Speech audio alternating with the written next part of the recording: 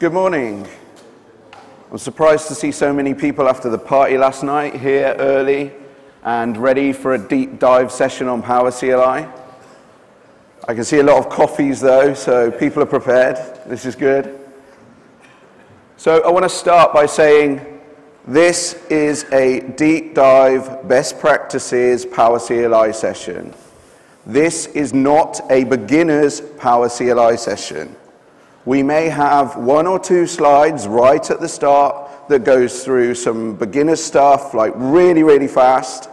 If you are a beginner to PowerCLI, if you looked at your list this morning and saw, oh, PowerCLI, I'll go to that one, and don't know what PowerCLI is, you can leave now. It's okay. We won't worry. No. We'll turn around. Go on. I don't mind, honestly, if you get up and walk out because this is like, okay, I have no idea what he's on about, then that is fine by me. So, I want to introduce you to Luc, the man that needs no introduction. If you've logged a ticket or a question on the PowerCLI communities, you've had it answered by Luc. I know you have, probably very quickly as well. But Luc is an awesome guy. He has a personal blog on lucd.info. Check it out. He's got some great scripts on there. Everything you see in today's demo will be on Luc's blog and also on my blog. So if you need more information, we'll put it on there. You can comment on there and get more information. Luc works in Belgium for Eurocontrol. Netherlands. Works in the Netherlands, but lives in Belgium. Yep. Sorry, that makes a difference, apparently. It does for the Dutch and the Belgians, yeah. He's a V-expert and a newly knighted PowerShell MVP. Congratulations, Luc. Thank you. Well deserved as well. Luc D on the forums, as if you didn't know that, and LucD22 on Twitter. Okay, after all this praise, which I don't deserve, in fact, I can't do any less with Alan, of course. Who has ever run the vCheck program script? Everybody, that's what I thought. That's Alan. In the beginning, it is Alan. At the moment, it's a community project. It's on GitHub, if I'm not mistaken. Yep. There are a couple of guys in the audience who also contribute enormously to that thing. Now, Alan, at the moment, and since how long? 2 years? Works for VMware. Yes, 2 years, yep. Technical marketing. Yes. Remember, I mentioned, I don't say the word sales. Alan, of course. There's no sales in PowerCLI. That's why? It's free. Okay. Now, Alan is, of course, doing the PowerCLI blog itself, the official one from VMware. And next to that, he has his Virtue-L blog, where you find all these goodies like vCheck and so on. There's many more, the snap reminder and so on and so on. So definitely have a look on there. Alan does a lot of presentations since that is his role with VMware. He does a lot of visits to vMugs and other forums, occasions, talks about, spreads the good word about PowerCLI. That's in fact enough to know Alan. He's Mr. PowerCLI. Note that I didn't mention PowerCLI man in this sentence. Okay, let's hit it. Yeah, it's also part of my job as well to feed back to the engineers what's going on with PowerCLI, what you're not happy with, what we can do to make it easier, you know, how we can help. So if there's something you want to see in the product that we don't cover, if the help isn't great, if there's a different way you want us to do things, if every time you run a commandlet you get a strange result and you go, oh, why does it do that? Then please do let me know after the session, okay? So, I'm hoping by now the coffee's starting to kick in, that hangover's starting to get a little bit less. We are back for the third time at VMworld. Every time we do this, in the comments it says, go deeper, tell us more, we want more, you know, too basic, whatever. So this time we thought we'd make it even more deeper and, you know, better to do. And whilst we do this, you might see code examples on the screen. You might see ways of doing things. This is not the way that we say you have to do it. This is the way we're saying we did it because it worked for us. It's more performant, maybe. It's a different way of doing things. There's no one way to do things in PowerShell and PowerCLI. There's often multiple different ways. If you're doing the same thing but in a different way and it works for you, then that's fantastic. keep it like that, or take a look at our example and see what we did differently. If we did something in there and yours is much better, please tell us. You know, I'd love to update the code on our site and have your examples in there as well. So we're going to show you a number of these different code examples in today's session. But first of all, I'm going to take you through the format of our deck. What we did to create this deck was went out to the community and looked at the examples that people were putting out there, the questions that people were putting out there. And we wanted to make this relevant to the audience. So we took a lot of those examples and put the code in our sessions, answered a few questions, found easier ways to do things. And as we go through the community, you'll notice there is actually a lot of famous people I didn't even realize was in the community asking questions. And the idea behind this is to turn you all into PowerCLI man, turn you all into the experts at your company and give you the resources that you need to do your day-to-day jobs easier. Okay, this apparently is one of the PowerCLI users that we didn't know about. He was very new when he started, so this is the 1-minute intro to PowerCLI that Alan mentioned at the beginning. Why PowerCLI? It's based on PowerShell, the famous Microsoft scripting automation language. Why is it easy? Because it's plain English. If you see this for the first time and you see some commandlets, there will be a few later on, you can easily understand what it does just by reading it. It's English text. You start off, and that is another advantage of PowerShell, you can start off with a minimal set. There's this famous quote that you only need 2 or 3 commandlets to start using PowerCLI or PowerShell. There's the get help, which is the most basic one. If you don't know anything or you don't want to remember it, just use the get help, enter the commandlet that you want help about, and it will show it on screen. The next one, what commandlets are available, that's the get command, also very simple. And in here we show a couple of these examples just to show you how easy it is. The first line over there, new VM, I think everybody will know instinctively what this does. This will create a new VM.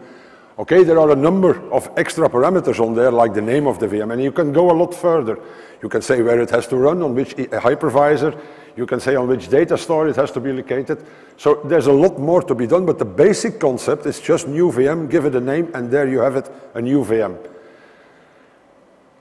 Now, PowerShell is all about, and PowerCLI is all about automation. So how can we do this? Do we have to repeat that first line 10 times, 100 times? No, you have, just like in any other language construct, you have these loops. And a loop in PowerShell is quite easy. In this, the second example there, we do it 10 times. We create the same VM, not the same VM, but another name every time. We create a VM 10 times in a row. That's as simple as it is to create 10 VMs, but you could just as easily change that last number to 100, 1000, and whatever. So that's the easy part of PowerShell. A few more examples. Get data store, again, very intuitive. You know immediately what it does. You can pull out some properties. That's the other concept that you have to remember. PowerShell is based on objects. So each of these objects that you get has a number of properties, which is like the classical example. You have a car. The properties could be the color, the number of wheels, mostly 4, but okay. And then you have a number of methods, like they call it functions. So one of these functions, to go on with the car example, could be start car, stop the car. The same thing goes for all these objects that you get back from PowerCLI. Now, PowerCLI has a lot of command lists, and they keep adding them in every build. What is the latest one? I don't know. Oh, yeah, 370 yeah, something. And it has been extended every release that they bring out.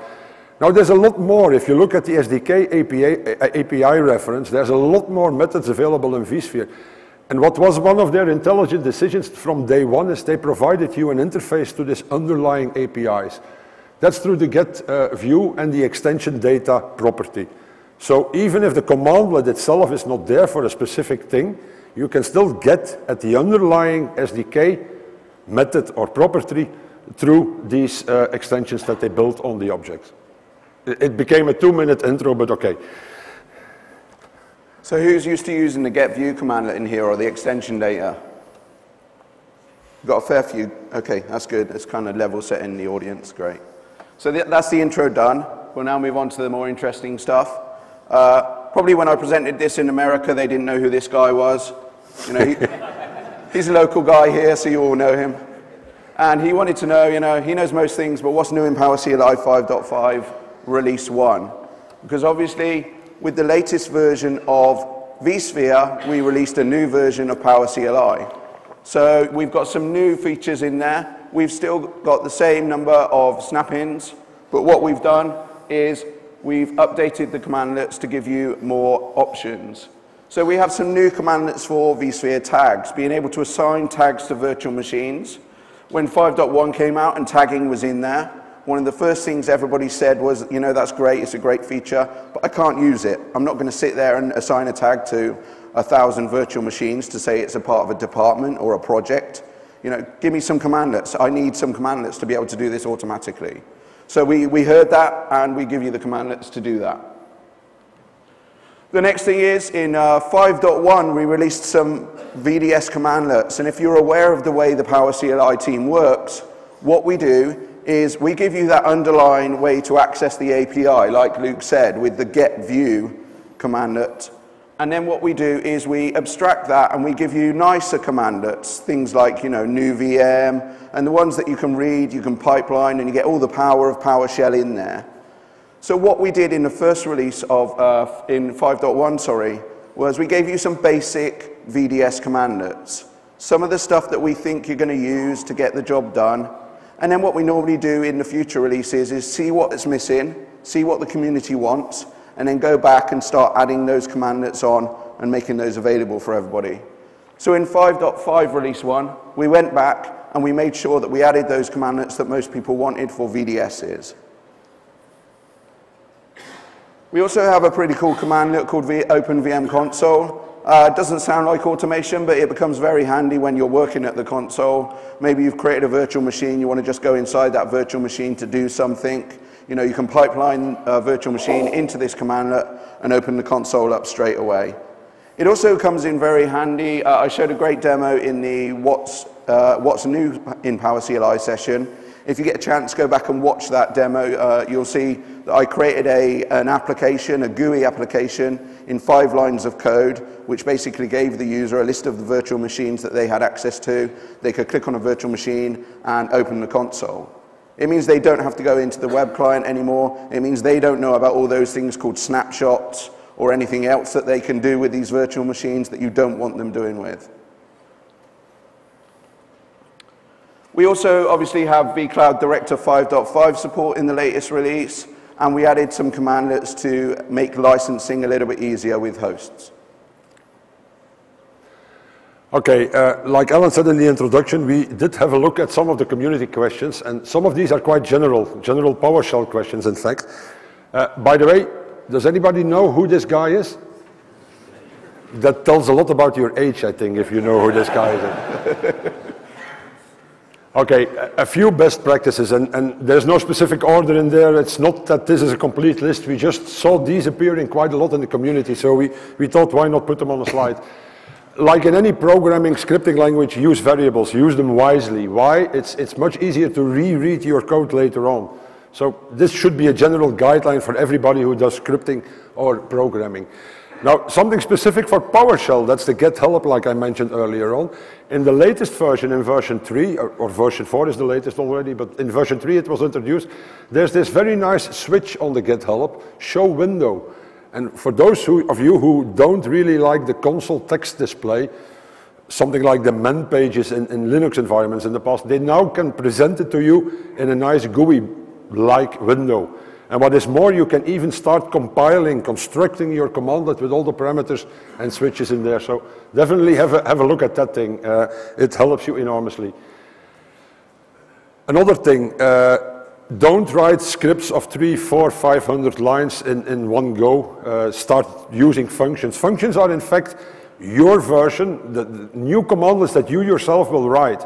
If you have a specific function and you probably will use it later on again, package it as a function. It will be a commandlet which you can call through your script, but in other scripts as well. So that is quite handy.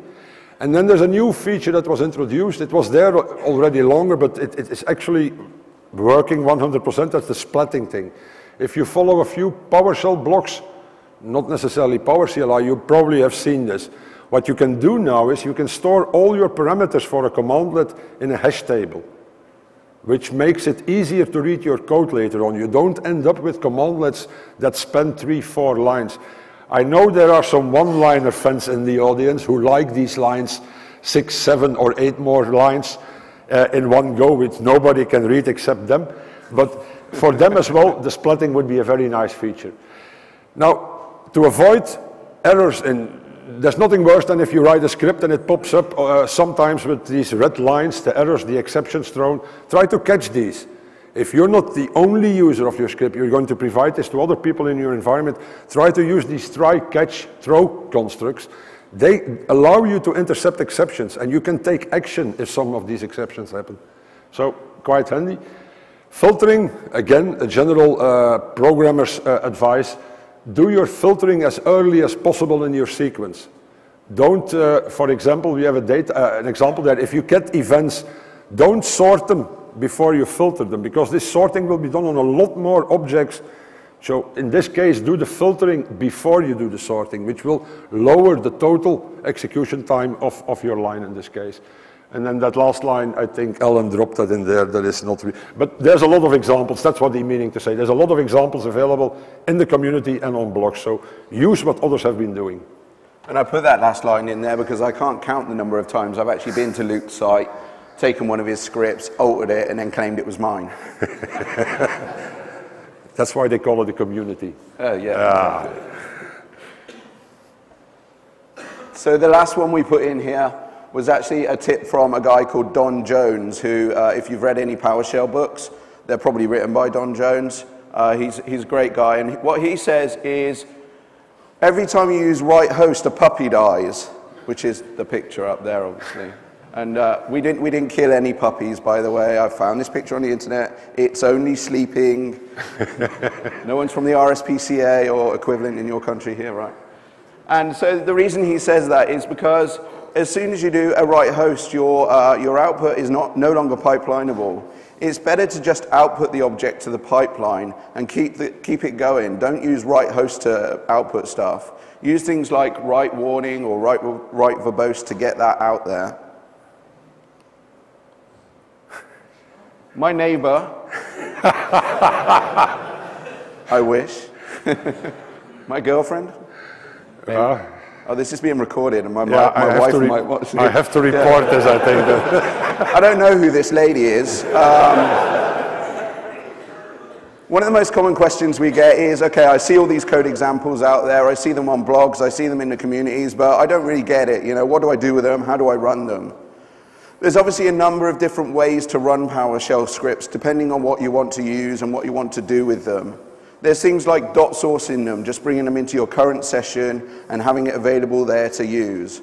There's also things like, you know, copying and pasting them straight into your session as well. That works.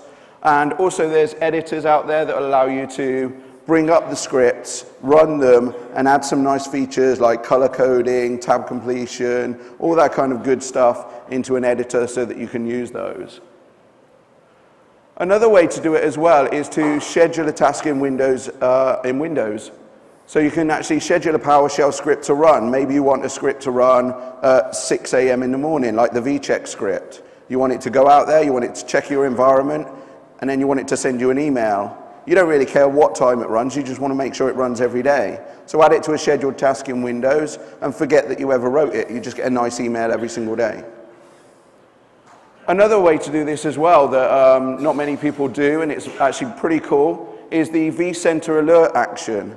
Being able to, in vCenter, say when something happens, when an alert comes up, run this script. It becomes very handy. An example of this is something like securing a virtual machine. You could put an action on an alert when an alert is made for a virtual machine being created. So anyone in your environment that creates a virtual machine, it runs a script. Something like secure this virtual machine, you know, add this bunch of VMX entries in there. Because even if you have a run book, you know they'll run through it the first time, they'll secure that virtual machine. The second time, they might even look at the instructions.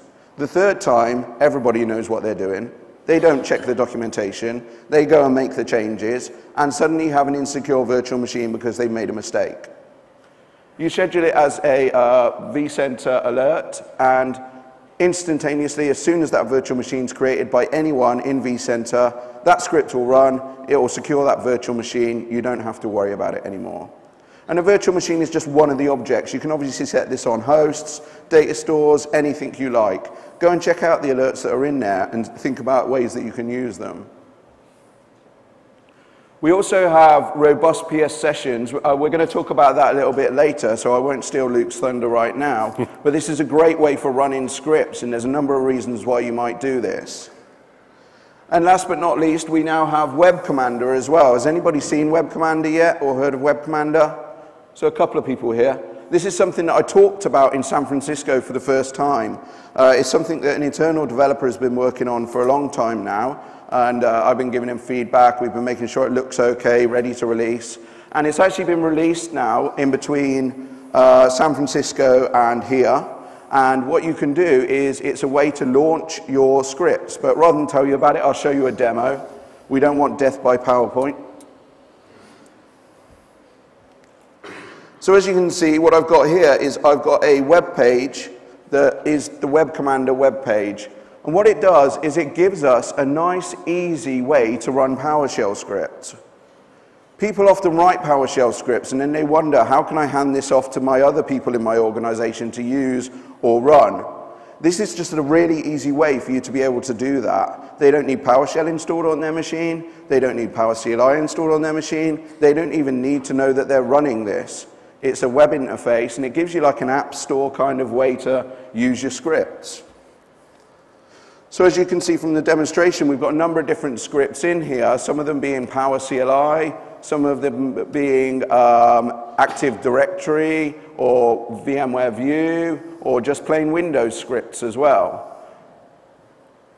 If you've got PowerShell for it, you can create an icon for it and add it in there. So let's take a look at one of these scripts running.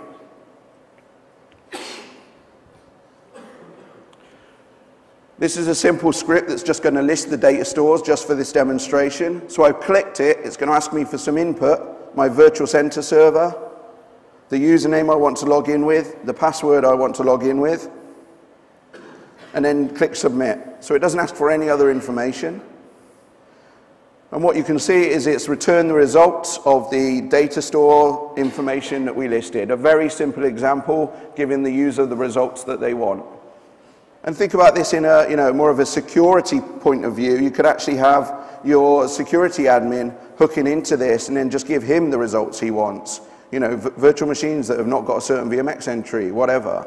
So this is a very easy way to hand off those scripts. And the great thing it does as well is it gives you a URL so that you can actually take that URL and pass that on to another user. And just they can paste it in there and get exactly the same results that you just did, no form filling, anything like that. Yes, I am aware that the password is in there.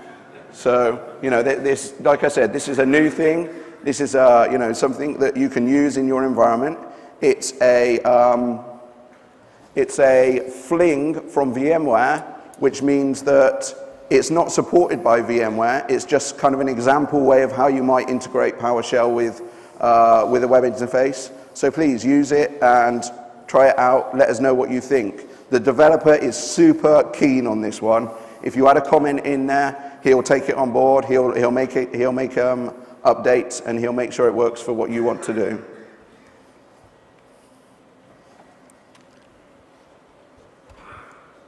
Another of our users, who is quite taken by speed apparently, he had a question that a lot of users seem to have. Why is PowerCLI sometimes so slow? And there are a number of reasons in there. If you look at some of the threads in the community, most of the time people are sometimes running an older PowerShell version. That is not quite good. If you can upgrade, if you have the OS underneath that supports it, go to the latest. Why? Because they improve PowerShell, especially the caching in there. So that will improve your startup speed of your scripts and even the execution of the commandlets. The second one, we keep mentioning it, that's what they call building up the tension. That's these robust sessions. Later on we will have more about those. And One of the other questions that we get quite often as well is why, if I go with an API method, we explained earlier on with the get view and extension data, you can access directly these APIs. Why are they most of the time much faster than your PowerCLI commandlets? The reason is quite simple. The PowerCLI commandlets, they return objects. And what they did, the development team, and they did a quite good job of it, they took these objects and they took a selection of the properties. If you look at the API objects, the SDK objects, sorry, there's hundreds of properties in there. What they did is they took out the ones that they think the audience, the administrator is most interested in, and they put those in there. So they have to, first of all, take out the properties, and sometimes it's a calculated property. They have to do some calculations. They don't give it in the raw format. They have to create an object and present that to you as the output of the PowerCLI command. So that is the main reason why a direct API call is most of the time faster than a PowerCLI commandlet. It depends also in what environment you are running. If you are running in a rather moderate environment, a few hundred VMs, 10, 20, 30 hypervisors, you can easily use the PowerCLI commandlets. They won't make a big difference. If you're moving to big environments, and now we're talking about thousands of VMs, then most of the time you can develop your PowerCLI scripts in PowerCLI commandlets. But if you're looking for improvement of speed, then I'm afraid you will have to look at how to use, or tell Alan, and perhaps they will introduce a new commandlet in the next build if there's a huge demand for such a new feature in there. What did I do? Wrong one. Okay, what can you do next to that? We already explained you can go to the get view. I mentioned that earlier in our 2-minute introduction to PowerShell. You can go to the extension data. You can call the get view. There's also this it's one of the commandlets that has been there for quite some time, is the new VI property. So besides the selection that the PowerCLI development team made, you can make your own properties. And you can optimize sometimes the calculations in there. There's a bunch available on the internet, so have a look. It's a quite nice feature to introduce in your environment. You can also start compiling these objects, just like the PowerCLI dev team does, yourself by the new object commandlet in PowerShell. You pull out the properties that you want from the SDK objects and you compile your own object.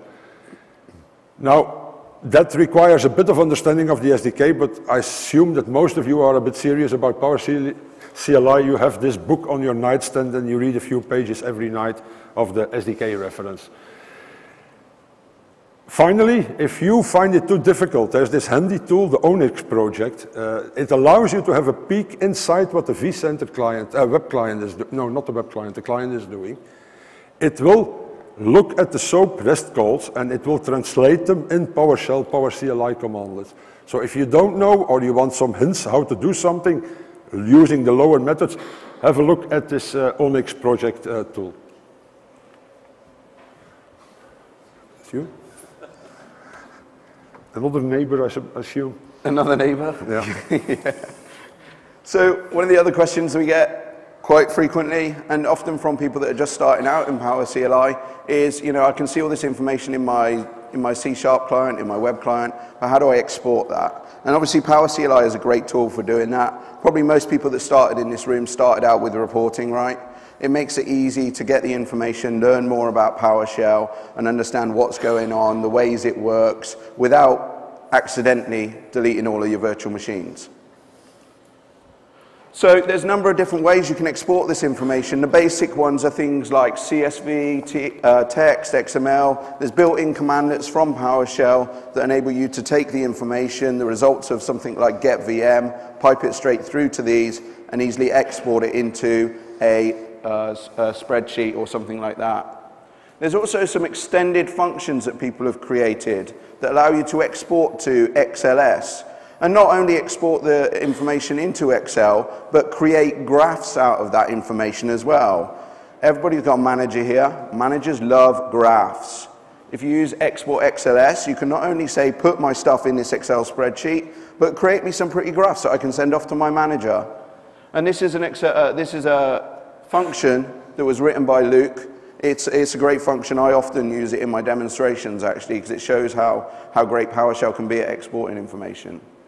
There's also ones out there for Word, for Visio, for other projects as well. You know, go out and draw my virtual infrastructure environment straight into Visio, that kind of stuff. Another one as well that we've already spoke about a little bit as well. I saw a number of different hands go up saying that people were using vCheck, but for those of you that are not, then vCheck is actually a way of exporting the information from your infrastructure into a nice HTML web page. And what it does is it actually goes out and looks at your infrastructure and finds issues. So finds stuff that might be a problem that day or that week or in the future. And it's stuff that the community has fed back into. So it started out as a bunch of daily checks that I had to go through each morning and tick the box to say, yes, we're not going to run out of space on our data stores. No, we don't have any snapshots that are over 15 days old. You know, yes, the log files look okay. After you do that for a couple of days, you kind of get a little bit bored of it. So I scripted it. I scripted it with a number of different people that I was working with. They started adding their stuff in there and seeing how easy it was. And this is the kind of thing that we would schedule, as I said, on a day-to-day basis, and it would be there in our inbox in the morning when we woke up. Well, if you're sad like me, when you check your mail when you wake up on your phone, if you could go into the office, then that's okay, you know. And it's a free script, so, you know, download this, check it out. If you've got a virtual infrastructure, you should have, you're in this room. If you've got a virtual infrastructure, run it against your virtual infrastructure. There's nothing that's going to destroy your virtual infrastructure in there. It will only read the information. It might tell you about a few things you didn't know. If it does, then that's great. If it doesn't, throw it away, delete it. I don't care. Also, get involved. If it doesn't report an issue that you have on a day-to-day basis, like Luc said, the script is now on GitHub. You can go in there. If you've got a bit of PowerShell knowledge, you can write the plugin to check for that issue. If you don't have the PowerShell knowledge, log it as an issue on the right-hand side there. There's a place you can add comments. Just say, oh, I wish it would do this, you know. I kind of know what I'm doing, and here's my example code. Can anyone else help me make it easier, better? That's a great way of just getting involved. So add those in there and make this easier for everybody else to run and their lives easier when they manage their virtual infrastructure. The community is huge around PowerCLI, and this is just one way you can feed back into it. Okay, one of the sources of information, Alan just explained that you have a lot of information that you can put in reports by vCheck or by your own reports. But another important source of information is the performance data that is available in your vSphere environment. And as some of you might know, I'm quite keen on performance data and statistics. Now, there is a lot available. There is a number of counters available. How do you find these? Again, I'm afraid you have to go into the reference guide, the API, the vSphere SDK reference guide. There's a complete list in there. You can also get them online. They have a get stat type command that will show you all the performance counters that are available. Something that people forget sometimes, you can get some performance metrics from inside your VMs. And this time I'm talking about Windows VMs, of course. With the VMware tools, you can extract some values that you also see on your performance monitor in Windows itself. That is quite easy to do, so have a look at that thing. Like Alan already said, a picture tells more than 1,000 words. With export XLS you can do that. There's other ways of doing this. Add some graphics to your performance report. Don't just present a long list of dry numbers. Add the graph in there. It's a lot easier to see what is happening in your environment. And then finally, because we want to keep this short, our time is quite running short at the moment. You can do with performance data stuff that you normally wouldn't think about. There's a typical example. People want to map their OS partitions to their vDisks, which there is no foolproof method at the moment. You could eventually consider doing that with performance data. Just imagine that you start a load on a certain vDisk on a certain partition inside your VM. And you do this every 20 seconds because the measurement interval is 20 seconds. You could find back these peaks of I/O activity in your performance data that you return. And there you have a reference to your vDisk. So this could be, for example, a very handy method of mapping your OS partitions to your virtual disks. This me? Yep. Okay, I think that's another neighbor. He's living in a very posh neighborhood, apparently. New PowerShell, I mentioned it earlier. Why would we do that? First of all, there's improvements. Like I said, the cache handling is improved, but there's new command lines added all the time.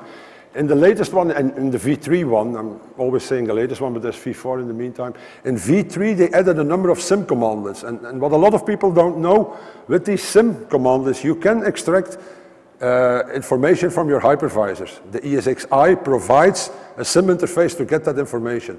It's this typical hardware information that you see in your web client or in your vSphere client, like the type of hardware, the number of processors, the processor type. You can do this from the external scripts through these SIM commands. So have a look at these. Again, robust sessions, we will get to that later on. What they also made a lot easier, and this is, for example, for plugging in other components. Alan has a good example. You made that some time ago, where he uses REST interfaces to interface with the vShield component. Yep. So you can go all the way by just using the basic stuff in there. So have a look at these new features. VREST at the REST and SOAP is a lot easier. And something that most PowerShell users have been waiting for are ordered objects. I suppose everybody who created an object at one point in an earlier version, and you start adding properties to these objects, when you display the project again, the object again, you won't see the same order as the order in which you defined these properties. Now they have a new meta tag that you can add there, and they will come out, they will be displayed in the same order. So it's always useful to look at the new features in there. Just keep going, no demo. Okay. Yeah, okay, I remember. We skipped this demo because it's taking too long. What is this example showing, in fact? That's the output of the SIM interface. And what you can do with a bit of handy universal modeling language, there's a post on my blog on that, you can get a lot of detailed information. And what I did here, I just showed you the memory modules inside your ESXis. You can even get all the way down to that level. And as far as I know, some of that information that is available there, like the manufacturer it is, but the speed, for example, I'm not sure, or the part number, I'm not sure you can see that in the standard clients for the ESXi. So there's a lot of information available. You don't have to present it in that format. It can be a straightforward CSV file in the end. But have a look at the SIM interface. It's not the easiest way to get the code, but it's available and it's there. Now we finally start coming to this new V3 feature. And the reason this is in here is that, have you ever found that PowerCLI can be sometimes slow when it first starts up? Some of our customers wanted to use PowerCLI to look at the information and use that for reporting or monitoring. And what they wanted to do is maybe use their monitoring system to launch a script and bring back the information. So they would say, go out there and check my disks on my data stores and come back and give me the information. And they would do this like every 30 seconds. But it would take about 10 seconds for PowerShell to start up. It would take another couple of seconds to add the snapping in. It would then take another couple of seconds to connect to the virtual infrastructure server. Another couple of sessions to bring back the data store information, export that out. It quickly becomes like a 40-second task just for one check. So if you've got a monitoring system that's launching a bunch of these checks and coming back with information, it starts to get slow for the monitoring system. Luc came up with a great way of doing this, and he's going to take you through that now. Okay, what we did is, and on the previous slide, we mentioned at the top of the slide that it's a V3 feature. So if you're not on PowerShell V3, this won't work for you, I'm afraid. So you will have to go at least to PowerShell version 3. What they allowed you to do in the past, you could set up a session to a remote machine. That was there since V2, and I think in V1 there was a limited possibility there.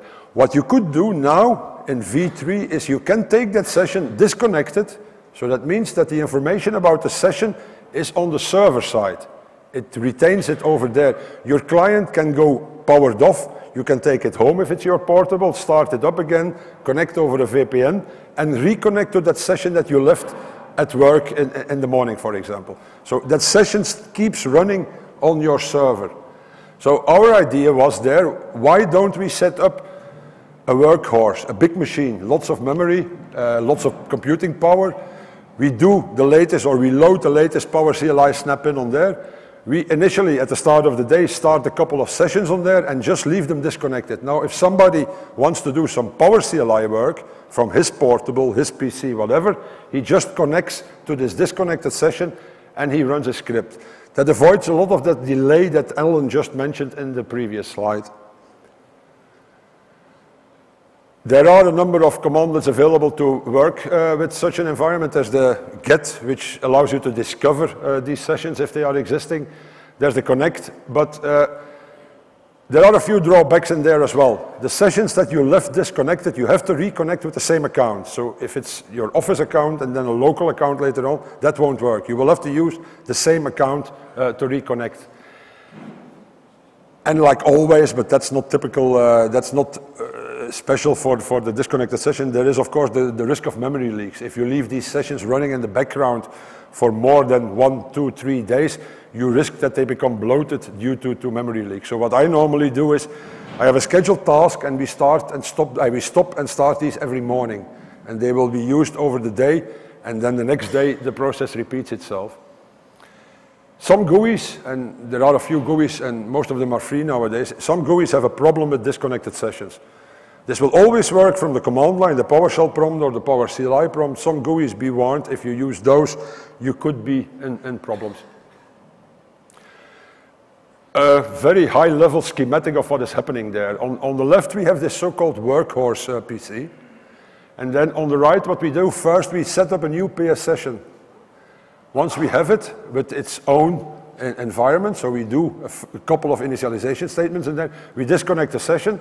And then we come to point 2, where you get the session back, you reconnect, and you launch your commandlets, your script, whatever, versus this disconnected session. There's a few things you have to watch out for. The first part, what you see there, PCL startup stands for PowerCLI startup. You have to do a number of things to set up or initialize these sessions for PowerCLI work. So it's the obvious stuff that you see in there. We add the snap-in, we connect to the server, like Alan already said. There's one that you have to do with the PowerCLI configuration. You better suppress these warning messages, otherwise they will come back all the time. And then the last line, could ask yourself, why is he doing a get data center there? That's because this first commandlet that you execute in a PowerCLI session does a lot of the just-in-time compiler stuff. It loads an environment. So just to get rid of that for your first script, we do it in the connect. And once it's done, it is okay for the rest of your session. If you run this or if you run your disconnected session on a Windows 2008, even R2, watch out with memory. You will have to change the configuration. It's the highlighted second to last line there. The default is a bit too low. They corrected this in Windows 2012.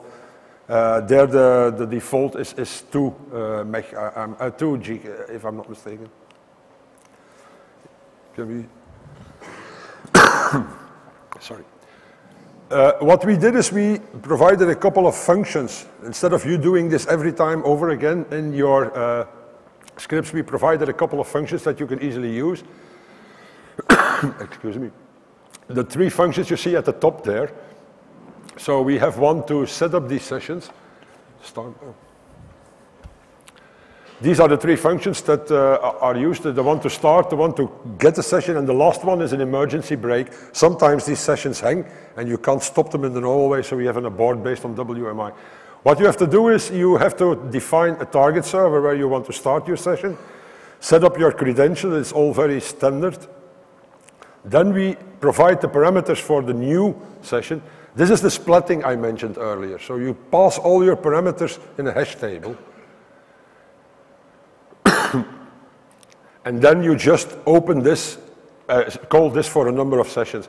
You could, if you notice it, there is a number that you can specify how many of these sessions you want to provide in the background as disconnected sessions. Then when we are finally there, we have the sessions.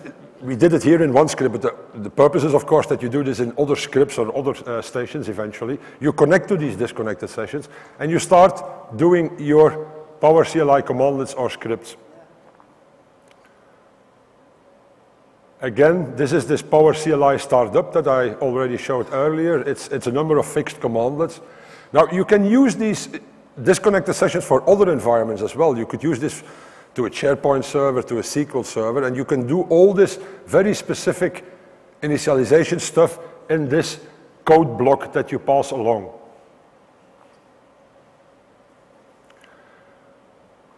What we'll do here is, I'll show you how this works, how the thing will look on the server side, where you start these sessions. So we have the Process Explorer from sysinternals at the top. At the bottom, I just have a simple command line, a command from PowerShell that shows how many sessions are present on that server. So what you will notice is now we started a new session, SIM session, SAIW session will start. You see this number increasing. It goes all the way to 3, that's the number that we asked. And at the top in the System Explorer, you will see that there's a number of processes created. These are in fact your background, your disconnected sessions that stay running on the server. These are the ones that you can connect to and that will handle your PowerCLI scripts. At the bottom left, you now see that we just send a simple commandlet get VM host, and it returns our 2 objects. Note that these objects are returned to the station where you are running this. So you can easily use this on your station and handle and work further with these commandlets and the output of these commandlets. A big advantage there is the speed. Alan already mentioned that. If you do it the classical way, this is a simple test setup. You see the timings there in seconds. On the right, you see it. If we do it with the disconnected sessions, that's quite an improvement. If you have to do this 10, 20, 100 times a day, you will win a lot of time at the end of the day. Now, one of the questions we got in San Francisco on this thing is can I use this for my Vue environment? Because as you know, the Vue PowerCLI snap-in has some specific requirements. It has to run on one of the connection servers. And unfortunately, I'm afraid that it doesn't work. Why? Because PowerCLI requires version 2 of, PowerCLI Vue snap-in requires PowerShell version 2, and PowerShell version 2 doesn't support disconnected sessions yet. But there's another way of doing that, and I was looking at that. Can we have the demo? The second one. Mm-hmm. There's another way of doing that. What you can do is in PowerShell v3, you can import all these commandlets and slightly rename them, and then you can run them locally. So we're looking here at the version. So this machine where I did the test, it's running PowerShell v4, so it won't work, the disconnected sessions. What we then do is we do a register of the session. That's to show you that it's okay. In that session, what we can do there is we can list all the commandlets that are available in the Vue snap-in, and then we just imported, I think we were a bit too fast, we imported all these commandlets and we added the prefix VDI, as you can see. So you have this Vue commandlet get pool. In this case, you now locally have on your machine a get VDI pool commandlet. So there's no need to explicitly connect to the remote session anymore. You have all these commandlets with a small addition and this prefix available on your local workstation. So that is one way of doing it. It's not really a disconnected session, but it will allow you to run your stuff locally on the machine that you run your scripts. This is to show you that this specific configuration session is retained on the distance on the Vue connection server.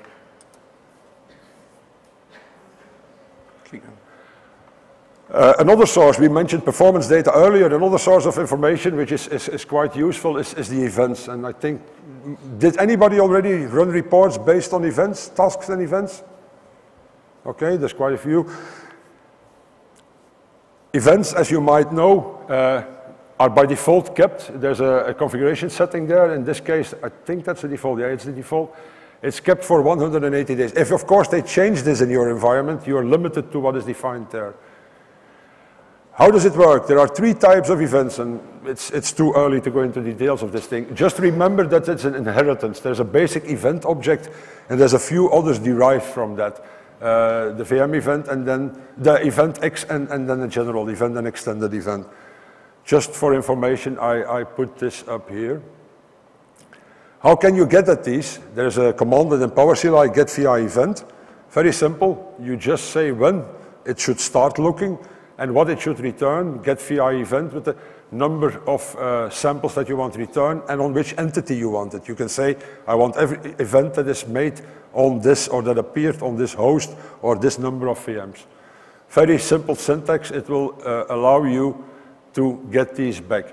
Just note, the default is 100. If you don't use the max sample parameter, you will only get back 100 events. So increase that number. And it's not recursive. If you specify a host, it won't look at all the underlying objects. So if you want more than that, you should do it in a different way. The filtering, you want, of course, to have specific events returned. In the getVI event, that is unfortunately a bit limited. There are a few things like the start and the entity that you can do, but all the other filtering that you want to do, you will have to do on your workstation. And remember earlier we said filtering can take quite a lot of time. Due to all that, I think you've been too involved, so we'll have to skip some of the demos. Yeah. What we did, in fact, is we created a function that will go directly into the SDK. Remember when we said that if you want to do something faster, it's most of the time worthwhile to look in the events and the methods that are available in the SDK. That's what we did. We created a new function, getVI event plus, that used the built-in method. And measurements that we did in there showed that it was about, most of the time, 80 times faster. Can we play that? No? Okay. That demo is available in any case on the blogs. Yeah, all the demos will be available afterwards on our website, so I'm sorry we are running late and we've got slides to go. Okay, a final thing on these events, and this was quite funny environment. People all the time ask us why or which event should I return or should I use in my filtering. We wrote a GUI, so now you can just connect to your vCenter or vSphere server, and you can ask him what events do you have available, and you can pick them.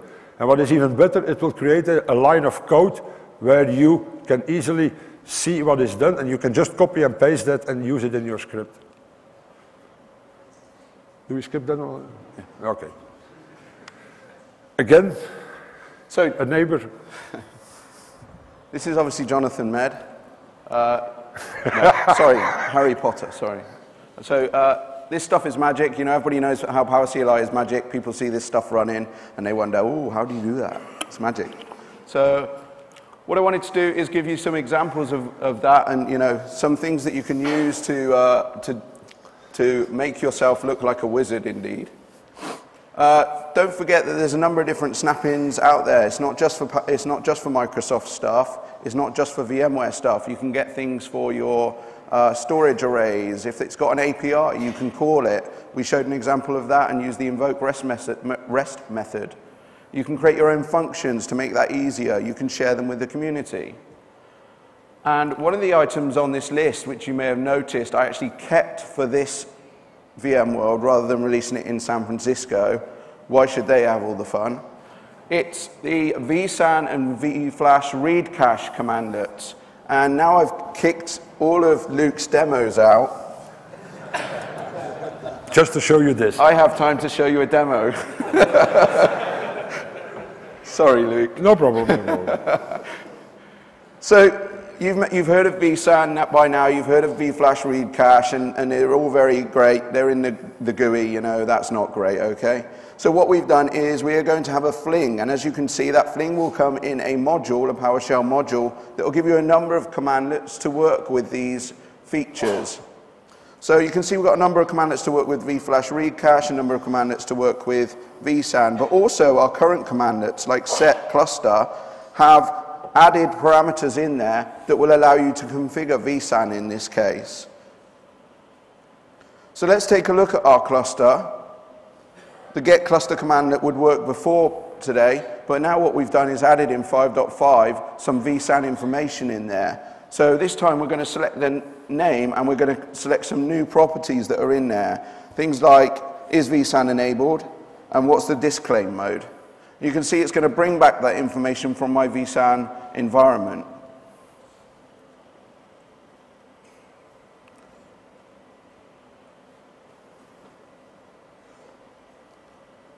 The next one we're going to do is start retrieving the information from vSAN. we're going to take a look at the disk information and relate that back to the canonical, I can never say that word, the name of the disk.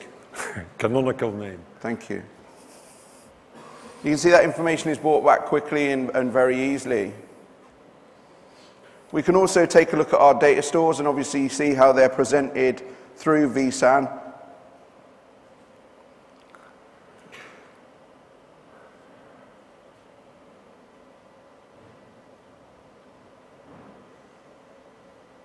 So in this case, we have a data store that is our vSAN data store. We can then take that data store and use it. So just to reiterate, there's a number of different commandlets in there. I only showed you the view ones, but we've got stuff like new vSAN disk or new vSAN disk group to enable you to start using vSAN with PowerShell. I know it's something that some of our customers asked for after VMworld in San Francisco. But also for VFlash read cache, we have a number of different commandlets as well. So we can get the configuration that we have at the moment of our vFlash. We can see the information there, and we can actually use that information as well. Again, we can pipeline the get hard disk commandlet through to get hard disk vFlash configuration, and that'll actually show you the vFlash configuration for that hard disk, that virtual machine. Okay, I thought I'd cut that bit, but okay. I see some behind-the-scenes magic there.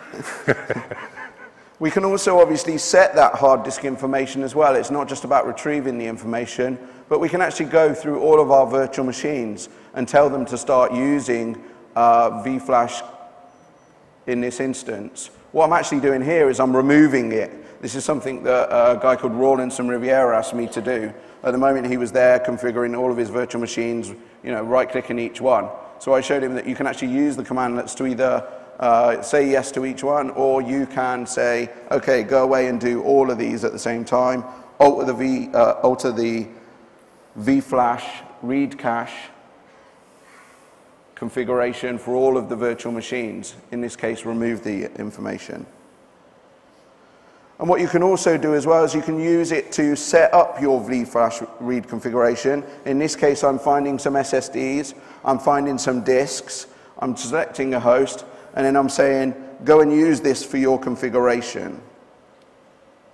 And this is just like a very simple demo that I wanted to show you guys. This is a module that's going to be released from VMware in sometime in the future, in the near future.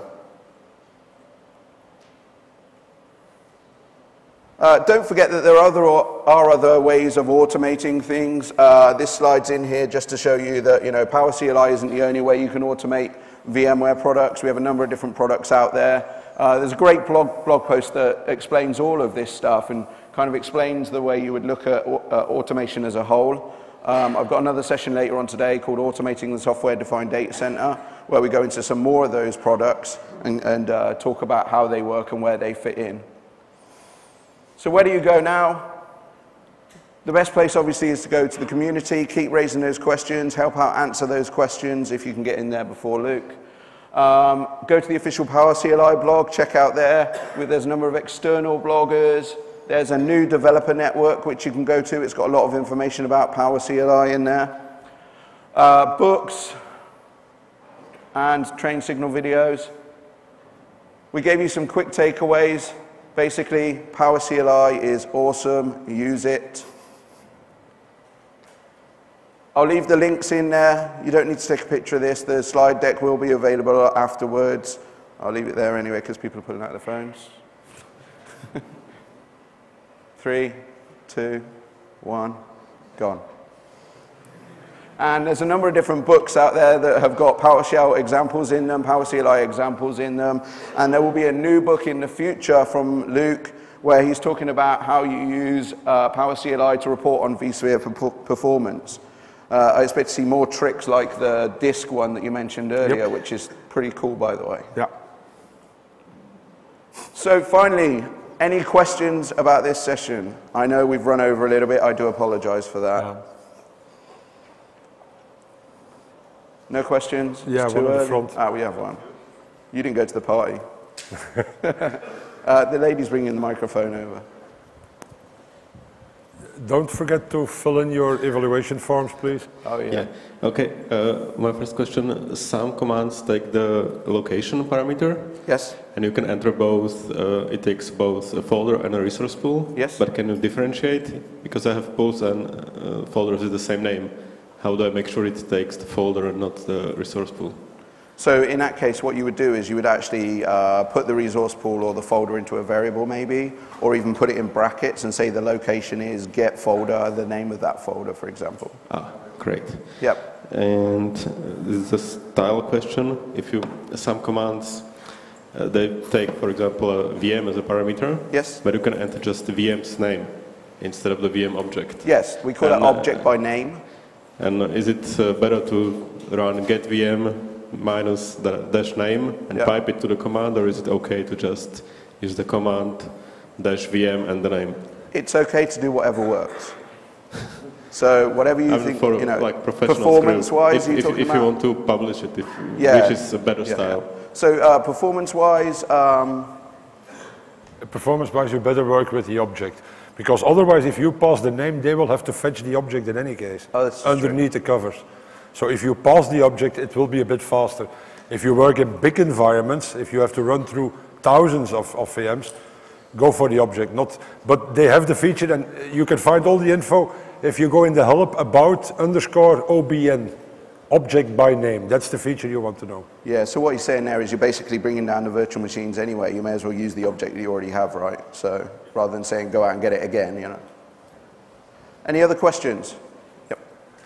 Thank you for attending that early in the morning after a party. Absolutely. We didn't expect so many to turn up. Thanks for again.